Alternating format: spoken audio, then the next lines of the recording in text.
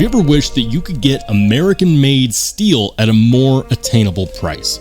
How's it going, everybody? I'm Rollshambo, the connoisseur and collector of all things sharp and shiny. And shout out to bladeops.com for agreeing to send a couple knives my way that are made right here in the US of A. They come with premium materials and they're both at around $200. Now, typically for more premium American-made steel, you have to pay $300, $400, $500, $600 or more. However, with these options costing half to a third of that price, the question remains, are they good? Are they worth the price? Do we have a resurgence in the American knife making community? I think that we do, and that's what we're going to find out today. These are two American-made knives that you can buy. Let's check them out.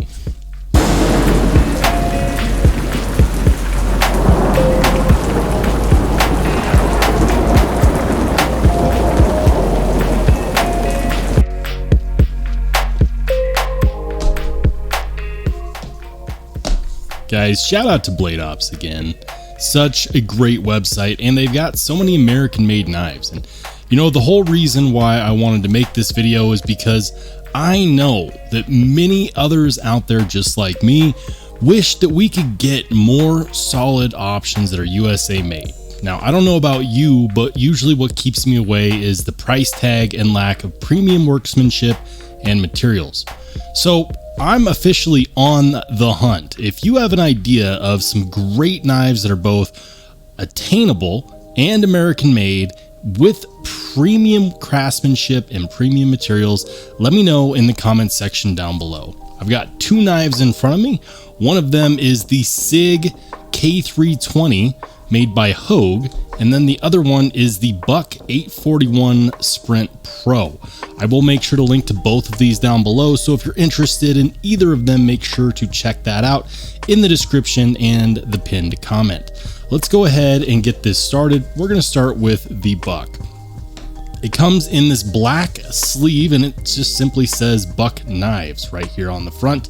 Once you remove that, if you look closely, you'll see an embossing that says Edge of a Legend. Well, maybe. I don't have a ton of experience with Buck knives. It's just been pretty much relegated to the Buck 110, which I think everyone, if they don't, at least should have some experience with. When you open it up, it's got a magnetic clasp. Here on the inside, it says, with over a century of experience, we've instilled a legacy of self-reliance by building knives that prevail through generations.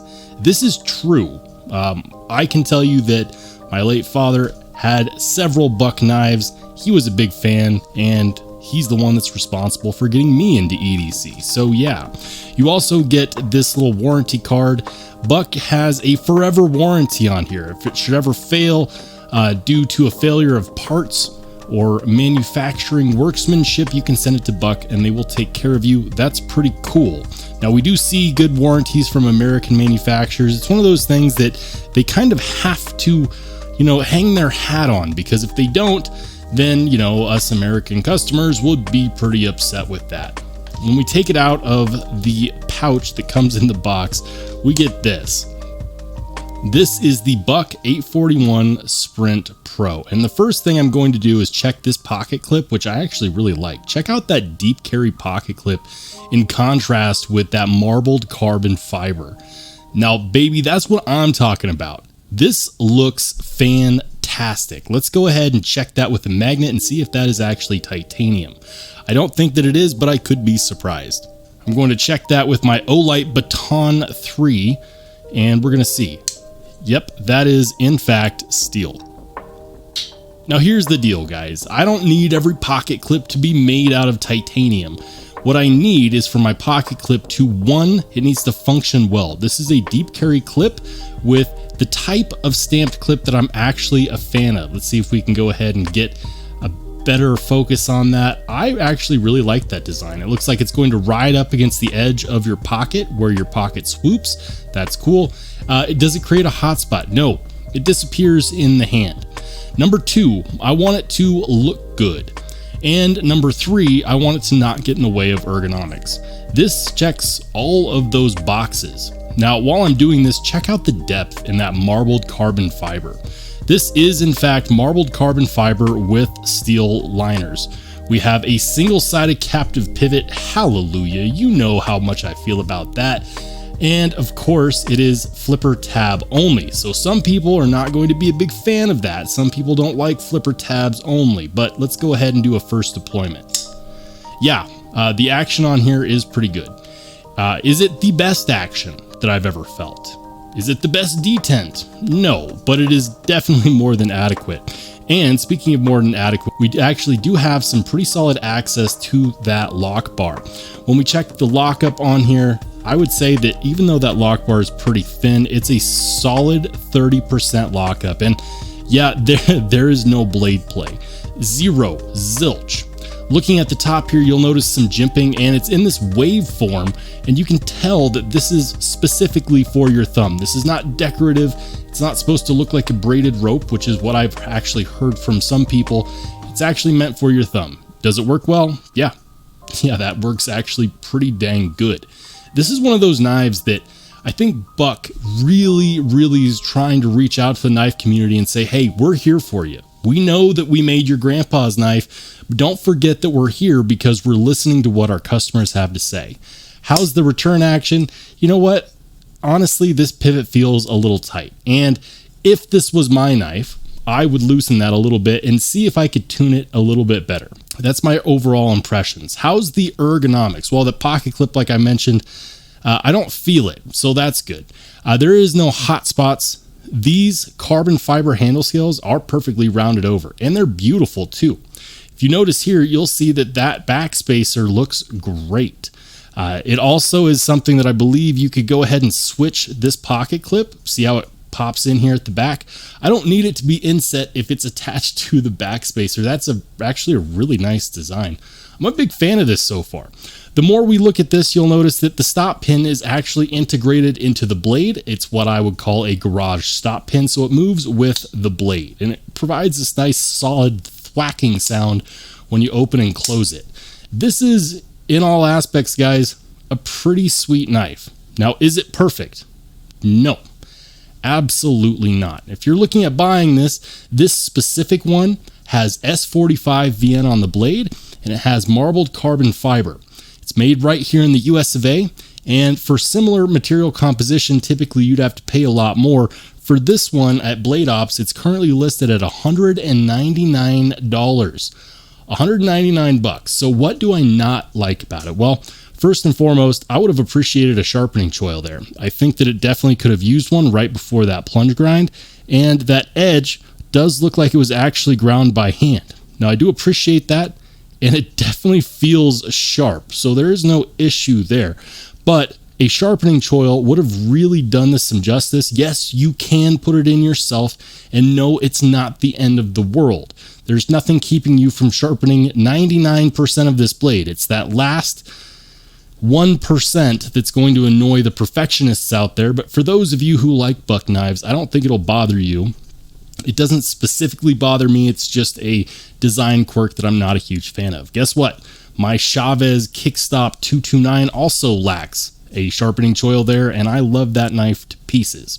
Pretty cool knife, $199. Now, you might be saying, dude, I was kind of hoping it'd be a little bit less. They do make less expensive versions of this with S30V. So if you don't have to have S45VN, you can actually pick this up for somewhere around $150 on the low end, brand new at Blade Ops. I think that this is a great pickup, especially if you've been wanting to get back into American-made knives, but don't like those $400 and $500 and $600 price tags. Yeah, guys, this is a good one. I can definitely recommend it, at least so far. I do not get to keep this, unfortunately. I do have to send this back to Blade Ops, so at least this one will be back in stock soon in case they are sold out. The action could be a little bit better, but it's not something I'm very upset about. I think a little bit of KPL and a little bit of loosening that pivot would go a long ways. Let's go ahead and check out the next one. This is the Hogue Sig K320 AXG. The Scorpion in dark earth and flat dark earth aluminum and green G10 3.5-inch drop point. Let's check this guy out. The packaging on this is nothing fancy. I do like this imagery on the front, although I think it's a little misleading because that actually looks like a different knife entirely. When we pop this open, you're greeted by this pouch that says SIG. And you know what? I don't mind these pouches at all. I think that they're fine. Inside is the K320 itself, and there's no fanfare here, guys. There's no extra plastic that doesn't need to be there. There's just this. This is a knife made by an American-made company called Hogue, and then matched with a company called SIG, which you may know makes firearms. And guys, that is a perfect rendition of an axis lock or a crossbar style lock. I'm not necessarily sure what they're calling it, but it is in fact a crossbar style lock that follows the lines of so many benchmade knives. Now, Benchmade did release the patent on this years ago and said, you know what, knife community, go nuts. And then the knife community did, and we've seen hundreds of models of knives that are made with this mechanism. I've had the joy of trying them, and I can tell you that they do range typically in the amount of tension that you get right there out of that crossbar lock, and they also range in reliability. Benchmade was the first company to really popularize and put that axis lock into production, and it even varies in reliability by their models. For example, I've seen videos of Benchmade bug outs with the axis lock that people batoned with, and the lock survived 100%, proving that it was in fact a very robust knife lock. And then I've also seen videos of other Benchmade knives where people batoned with it and the lock failed, and that's not cool. It's not cool because it doesn't tell us how good the lock is. So the short answer is yes, the lock could be an issue.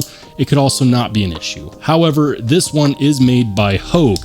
Now, the last time I checked out an axis lock knife, it was the Benchmade Adamas. And the Benchmade Adamas was a knife where I was really kind of disappointed because I'd released the axis lock, and instead of the blade falling shut, it would just stay there like this with the lock completely disengaged.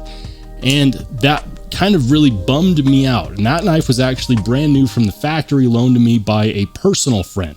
And he told me he didn't do anything with the knife. It was brand new out of the box, and I believed it. It looked like it. So that's my spiel on the axis lock. Some people love it, some people hate it. On this one, there is very little tension. It's actually really close to the smoothness of the Benchmade axis lock. But the difference is that when I detract the lock, the blade falls shut. I like that. I like that a lot. It also has this deployment hole cut out, which is going to be good for slow rolling. Of course, you could also do your Spidey flicks. This specific one is the drop point model, but they do make it in a Tonto, and I'm going to tell you right now that Tonto is sweet.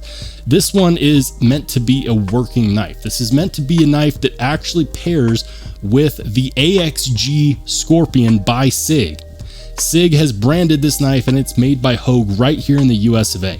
What kind of materials are we looking at here? Well, we've got S30V on the blade, and then of course we've got aluminum with, and they call this the mini piranha texturing for this G-Mascus G10 inlay. And that inlay work, guys, that inlay work is, well, it's perfect.